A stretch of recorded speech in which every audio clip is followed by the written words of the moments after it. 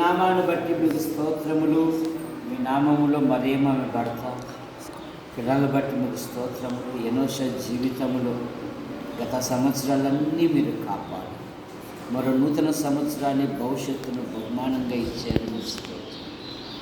కుమారుడు మీ దయందును మనుషుల దయందును వయసులో జ్ఞానములో విద్యలో ఎదుగుటకు సహాయం.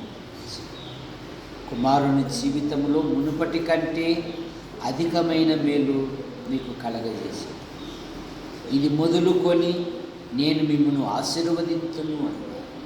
ఈ పిల్లవాని జీవితంలో మీ గొప్ప కార్యాలు జరిగించమని యేసు ప్రభు నామములో అక్కను అలాగే తల్లిదండ్రులను తోబుట్టువులను బంధువర్గాన్ని దీవించమని యేసు ప్రభు నామములో ప్రార్థిస్తున్నాము తండ్రి.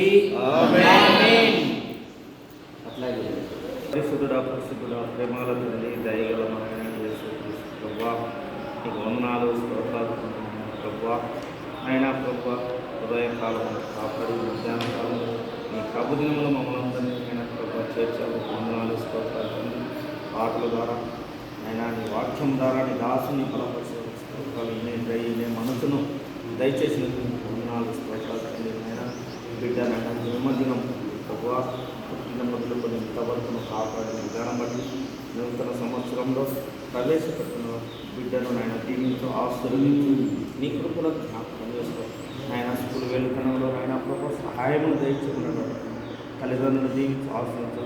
ఆయన వాళ్ళ మామగారిని కూడా దీవించి ఆశ్రయించి నీ కృపలో జ్ఞాపకం చేసుకో.